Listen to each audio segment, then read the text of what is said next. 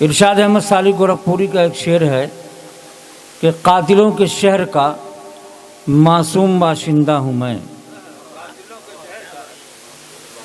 قاتلوں کے شہر کا معصوم باشندہ ہوں میں، موت کے سائے میں رہتا ہوں مگر زندہ ہوں میں۔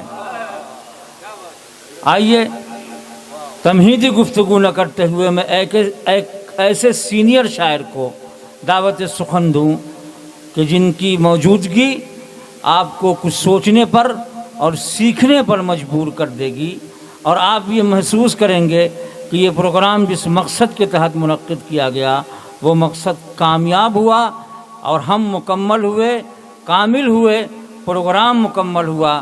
میں گزارش کروں گا بڑے ہی ادب کے ساتھ جناب ارشاد کامل ایڈوکیٹ سے کہ وہ آئیں اور اپنے کلام سے ہم سب کو نوازیں۔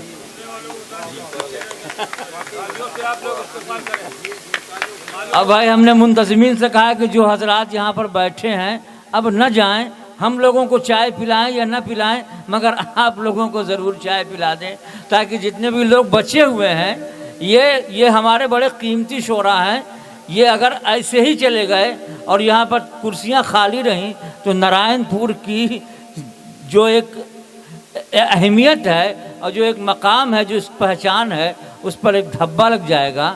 لہذا ایسا نہ ہونے دیجیے گا۔ جتنے بھی حضرات اس وقت موجود ہیں اب ان میں سے کسی ایک کو بھی جانا نہیں ہے، آخری تک رہنا ہے۔ جی ارشاد۔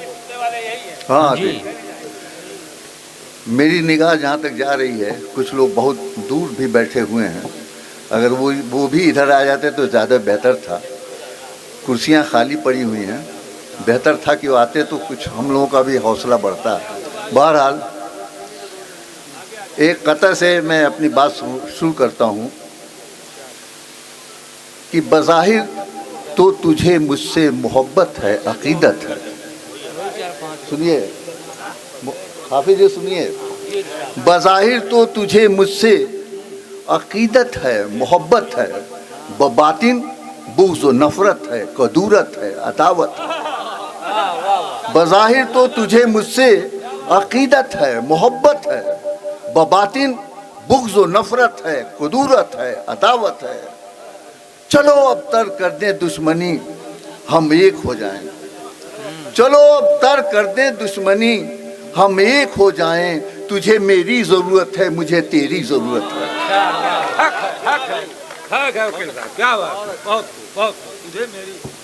چلو اب تر کر دیں دشمنی ہم ایک ہو جائیں، تجھے میری ضرورت ہے، مجھے تیری ضرورت ہے۔ اور چونکہ نارائن پور میں یہ مشاعرہ ہو رہا ہے اور میں دیکھ رہا ہوں کہ ذی فہم لوگ بھی بیٹھے ہیں، دانشور بھی ہیں اور جہاں دیدہ لوگ ہیں، اس لیے میں ایک قطع اور پیش کر رہا ہوں، سنیں کہ جب تلک تم چپ رہو گے، سنو نوجوانوں تمہارے لیے بھی ہے، کہ جب تلک تم چپ رہو گے یہ تو ہوتا جائے گا، جب تلک تم چپ رہو گے یہ تو ہوتا جائے گا، نفرتوں کا سانپ تم کو روز ڈستا جائے گا۔ اچھا بھائی، جب تلک تم چپ رہو گے یہ تو ہوتا جائے گا، نفرتوں کا سانپ تم کو روز ڈستا جائے گا، اور متحد و متفق ہو کر نئی طاقت بنو، متحد و متفق ہو کر نئی طاقت بنو، نفرتوں کا سانپ بننا کیا بتاؤں گی، سنی نہیں سمجھ نہیں پاتے۔ بہرحال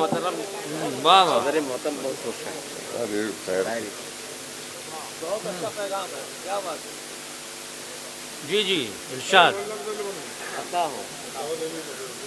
جو قطع میں پیش کر رہا تھا اتفاق سے لگ رہا ہے کہ میری بات وہاں تک نہیں پہنچ سکی، ایک دوسرے قطع کو سنیے شاید یہ سمجھ میں آ جائے، عطا ہو عطا ہو۔ یا چونکہ بہت کم لوگ ہیں اور میں زیادہ وقت نہ لیتے ہوئے آج کی ایک تازہ غزل آپ لوگوں کے سامنے پیش کر رہا ہوں، سنیں حافظ۔ عطا ہو عطا ہو۔ اسی لیے تو بہت آج کل پریشان ہیں، मतलब सुने शायद समझ में आ जाए کہ اسی لیے تو بہت آج کل پریشان ہیں. قصور یہ ہے ہمارا کہ ہم مسلمان ہیں. اسی لیے تو بہت آج کل پریشان ہیں. قصور یہ ہے ہمارا کہ ہم مسلمان ہیں اور ہماری حیثیت ایک جانور سے بھی کم ہے. ایک جانور کو دودھ پلایا جا رہا، معلوم نہیں کیا کیا کھلایا جا رہا ہے، کتنے حفاظت کے لیے کیا کیا کیا جا رہا ہے، لیکن انسان روز مارا جا رہا ہے. کوئی پوچھنے والا نہیں ہے. اس کی طرف اشارہ کرتا ہوا شعر کہ ہماری حیثیت ایک جانور سے بھی کم ہے. وہ مانتے ہی نہیں ہیں کہ ہم بھی انسان ہیں. وہ مانتے ہی نہیں ہیں کہ ہم بھی انسان ہیں. ہماری حیثیت ایک جانور سے بھی کم ہے. اور یہ شعر سنیں نوجوانوں کے حوالے ہے یہ کہ ہے مصلحت کا تقاضا کہ چپ ہیں ہم ورنہ. ہے مصلحت کا تقاضا کہ چپ ہیں ہم ورنہ. دلوں میں قید ہمارے ہزاروں طوفان ہیں. دلوں میں قید ہمارے ہزاروں طوفان ہیں. یہ ہے مصلحت کا تقاضا کہ چپ ہیں ہم ورنہ. دلوں میں قید ہمارے ہزاروں طوفان ہیں اور ہزاروں ظلم و ستم سہ کے بھی ہیں جو خاموش. ہزاروں ظلم و ستم سہ کے بھی ہیں جو خاموش. سمجھ رہے ہیں وہ جیسے کہ ہم ہراساں ہیں.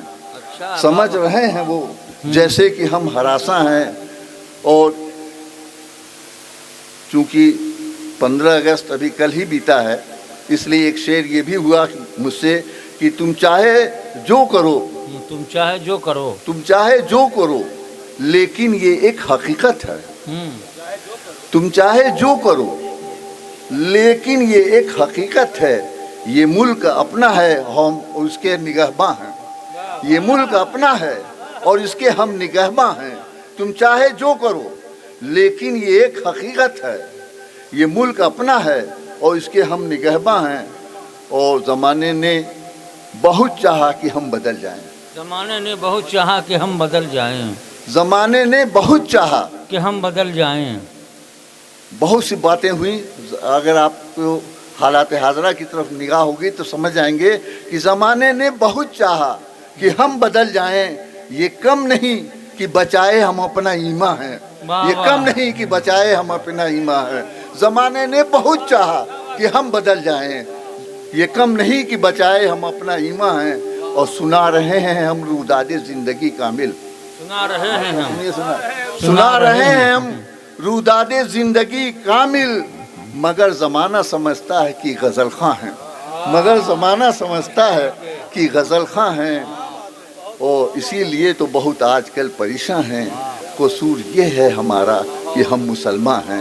قصور یہ ہے ہمارا کہ ہم مسلمان ہیں. اگر اجازت دیں تو 2-3 شعر اور پڑھ دوں. ہاں ظاہر ہے صدر صاحب اجازت دیں گے تبھی میں پڑھوں گا. چونکہ ماحول کچھ دوسرا ہو گیا ہے اس لیے میں سوچ رہا ہوں کہ کچھ 2-4 شعر سناؤں. سن لیجیے. مطلب پیش خدمت ہے.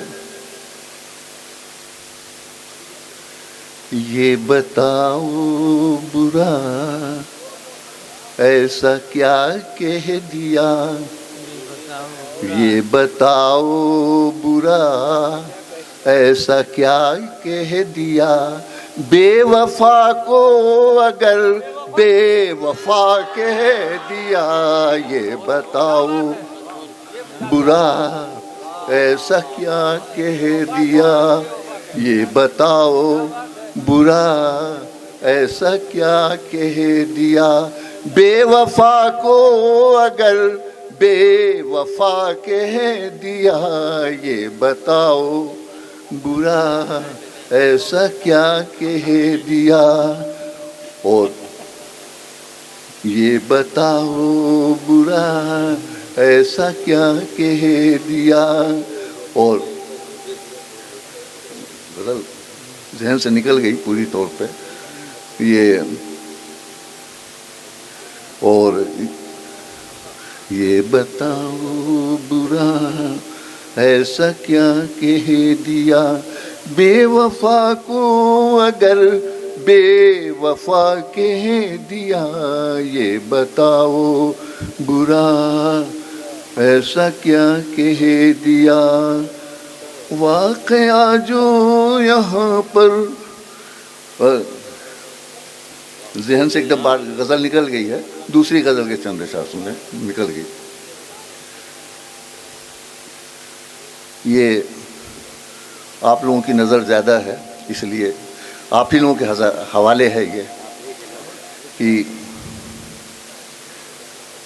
دوستی اس طرح نباہو تم، دوستی اس طرح نباہو تم، دوستی اس طرح نباہو تم، دوستی اس طرح نباہو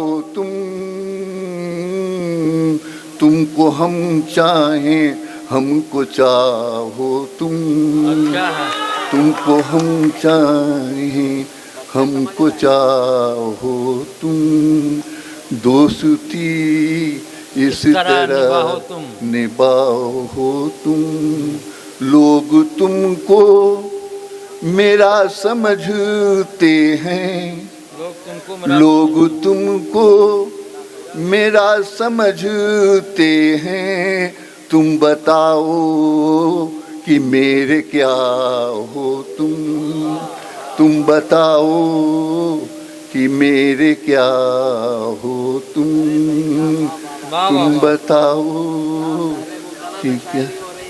یہ ایک شعر اور سن لیں کہ لوگ بت سنگ تم کو سمجھیں تو سمجھیں، لوگ بت تم کو سمجھیں تو سمجھیں، میری خاطر میرے خدا ہو تم، میری خاطر میرے خدا ہو تم، دوستی اس طرح نباہو تم کو ہم چاہیں ہم کو چاہو تم.